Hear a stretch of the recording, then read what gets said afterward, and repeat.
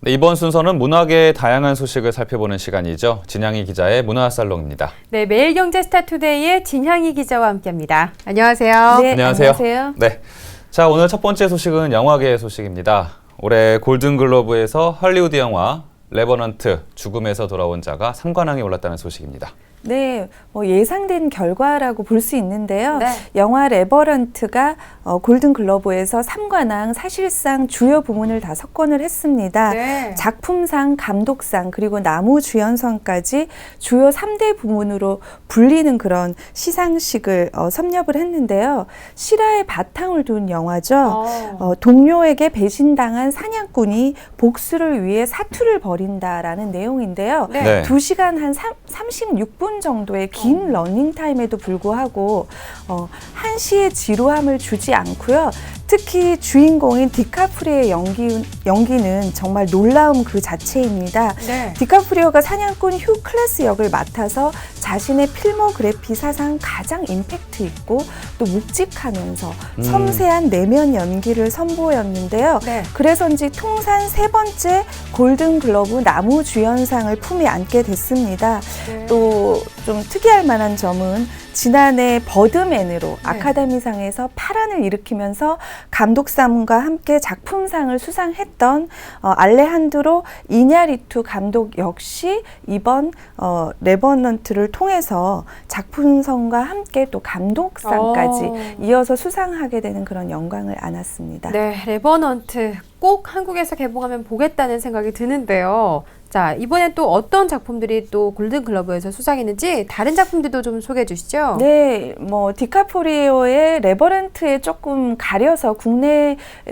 좀 톱 뉴스 자리를 뺏기긴 했는데 네. 맷 데이먼 주연의 영화 마션 국내에서 굉장히 흥행을 했었죠. 네. 네, 저도 재밌게 봤었거든요. 저도요. 네, 코미디 뮤지컬 부문에서 작품상과 나무주연상을 수상해서 2관왕을 차지했는데요. 아무래도 국내에서는 정통 드라마, 영화 부문을 좀 더 크게 비중 있게 좀 생각하는 경향이 있어서 네. 아무래도 뉴스에도 먼저 이제 걸렸던 것 같고요.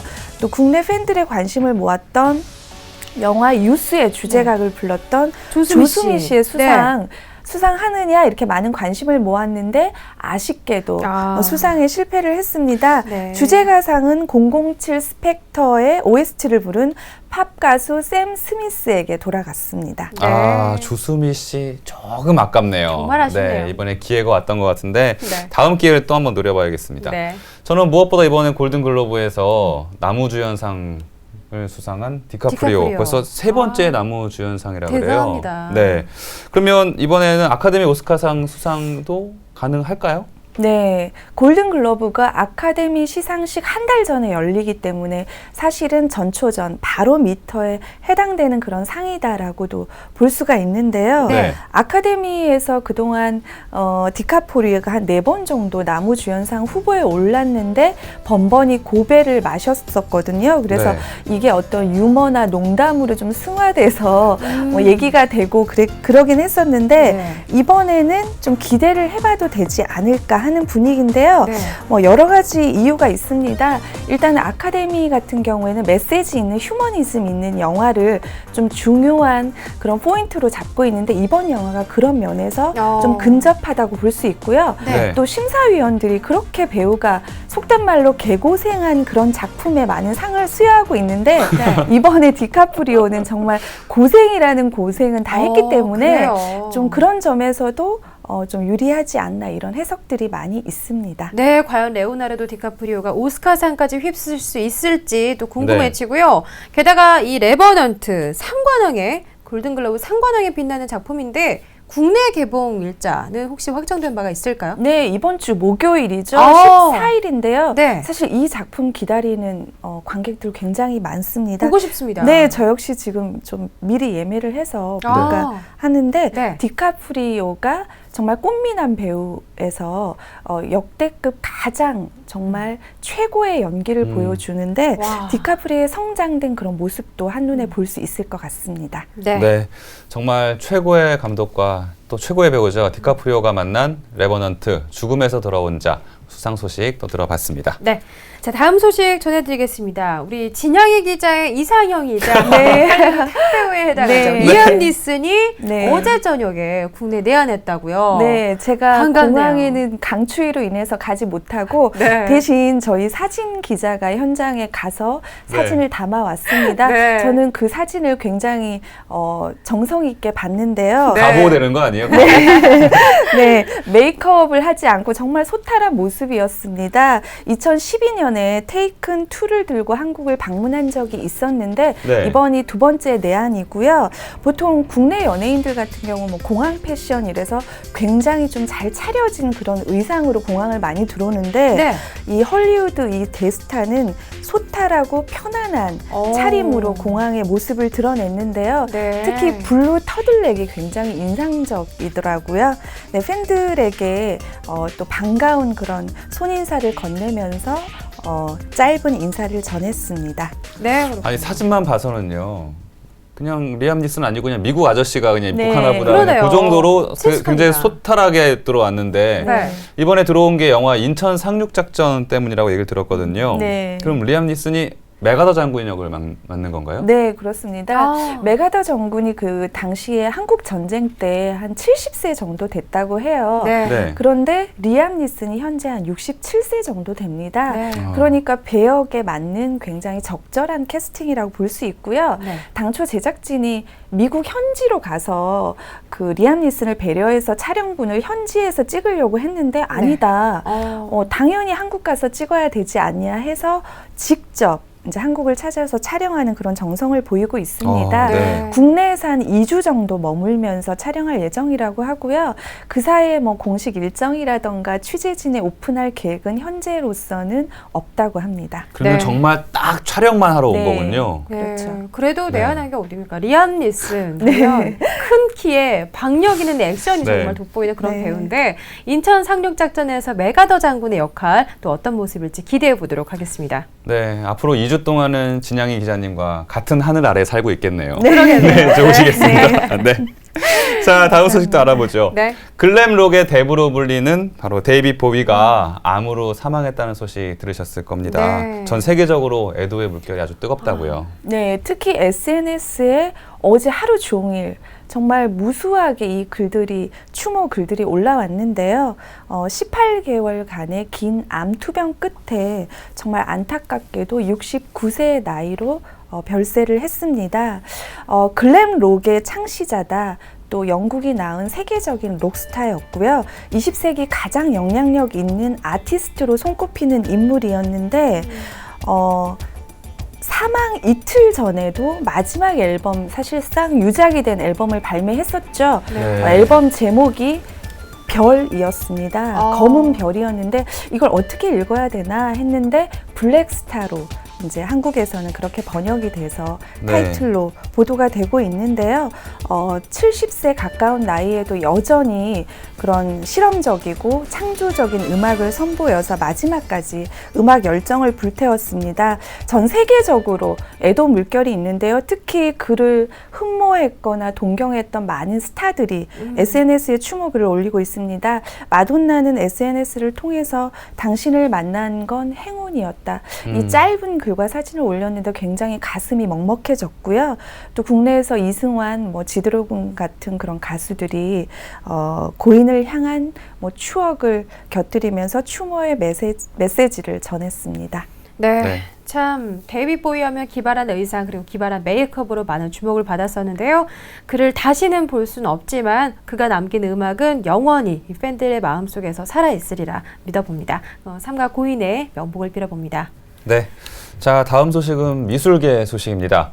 요즘 미술계와 연예계 크로스오버라고 하죠. 네. 예, 요즘 눈에 많이 띄는데요. 스타들이 미술 전시회 오디오 가이드북을 녹음한다거나 아니면 큐레이터로 나선다거나 이렇게 연예인들에게 맡기는 시도가 점점 늘고 있다고요. 네, 다큐멘터리나 애니메이션에서 내레이션을 맡거나 더빙을 네. 하는 건 우리가 좀 많이 봐와서 익숙한데 익숙하죠. 네. 이제는 좀 생경한 미술 전시회에 스타 마케팅을 결합해서 대중들과 소통하는 그런 사례들이 늘고 있습니다. 네. 어제 한 행사장에 장근석 씨가 나타났는데요. 네. 많은 취재진이 모였습니다. 그런데 이 행사장은 다름 아닌 미디어 아트 행사장이었는데요. 바로 반고의 인사이드 홍보대사를 장근석 씨가 맡아서 이 전시회를 홍보하는 그런 자리였습니다. 네. 요즘엔 아무래도 이런 흐름들이 미술계로 점점 확대되고 있는 추세인데요.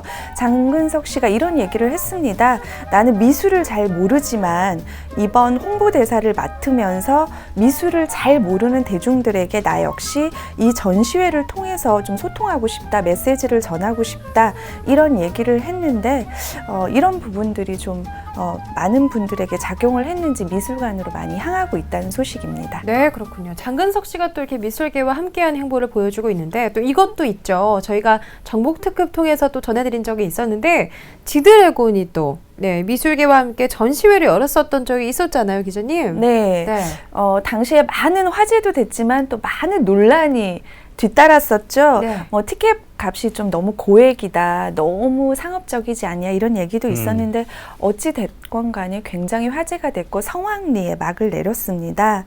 지드래곤이 미술과 함께 현대미술 거장들과 콜라보 무대를 선보였었고요. 네. 또 앞서에는 많은 스타들이 미술계와 같이 협업 무대를 선보였는데요. 대표적인 경우 몇 가지를 소개해드리면 뮤지컬 배우이자 탤런트인 지창욱 씨가 앤디 워홀의 전시회에 오디오 가이드에 참여를 했습니다. 그래서 배우가 이런 오디오 가이드를 하다 보니까 대중들에게 굉장히 친숙하고 좀 가깝게 느껴졌을 것 같고요. 그렇겠네요. 또 배우 이정재 씨 좀 미술하고 굉장히 잘 어울리는 이미지인데 네. 국립현대미술관에서 공개된 영상을 통해서 미술관 오빠로 한때 여심을 저격하면서 화제를 모으기도 했습니다. 또 배우 이재훈 씨 또한 4월 3일까지 예술의 전당 한가람 미술관에서 열리는 풍경으로 보는 인상주의전의 오디오 가이드를 재능 기부로 참여를 했는데요. 네. 이재훈 씨의 음성을 들어보면요, 정말 귀에 쏙쏙 들어오는 미술이 굉장히 쉽게 해석되는 네. 그런 시너지 효과를 내고 있는 게 사실입니다. 그런 것도 잘하는군요. 네. 확실히 연예인들과 함께 하면 뭐 입소문도 많이 나고 또 많은 분들의 관심이 가잖아요. 근데 미술계 한편에서는 또 이렇게 스타 마케팅을 두고 비판하는 목소리도 있겠죠. 네, 뭐 상업적이다라는 게 가장 큰 비판이고요. 네. 또 미술계에 종사하는 전문가들의 설 자리를 뺏는 게 아니냐, 이런 네. 얘기도 있는데 일단 뭐 여러 가지 이유가 있는 것 같아요. 미술이 아직은 굉장히 친대중적인 그런 문화가 아니기 때문에 대중들에게 좀 더 가깝게 다가갈 수 있다는 점에서는 분명히 장점들이 많이 있고요. 특히 이런 스타들을 많이 기용하는 게 중화권이나 한류 스타들, 또 이렇게 한류 팬들을 많이 전시관으로 좀 관광 상품으로 만드는 그런 효과적인 측면에서 분명히 부인할 수 없는 소득이 있다고 보이는데요. 네. 뭐 이런 비판의 목소리도 좀 적절히 과제로 풀어나가면서 좋은 그런 결합점을 찾는다면 좀 더 미술계와 함께 성장하지 않을까 싶습니다. 네, 물론 이 우리의 목소리가 나오고 있는 건 당연한 거라고 여길 수 있겠지만요. 저는 개인적으로 미술계가 이 대중에게 다가가기 위해서 좀 더 친숙하기 위해서 노력을 하고 있다는 생각이 들어서요. 좀 더 넓은 시각으로 좀 지켜볼 필요가 있을 것 같습니다. 네, 항상 원래 새로운 시도에는 항상 비판이 따르게 돼 있잖아요. 그렇죠. 네. 그래야 그 비판을 발판으로 해서 새로운 것들이 나오니까요. 어떻게 발전을 하는지 두고 보면 또 재밌을 것 같습니다. 네. 자, 다음 소식도 알아보죠. 2002년 출간된 이후에 150만 부 이상 판매된 동화작가 황선미 씨의 작품입니다. 마당을 나온 암탉. 네. 이번에는 무대에 오른다고요? 네, 아무래도 애니메이션이 굉장히 잘 됐기 때문에 예. 이제 또 다시 무대로 만들어지는 것 같은데요. 특히 저희 조카가 네. 당시에 이 애니메이션을 보고 굉장히 감명을 받았습니다. 그렇군요. 네, 국내에서 개봉이 돼서 한 200만 명 이상의 그런 흥행을 해서 세계적으로 수출도 되고 그랬던 자랑스러운 우리나라 애니메이션인데요. 네. 국악 가족 음악 가구로 새 옷을 입고 관객을 만납니다.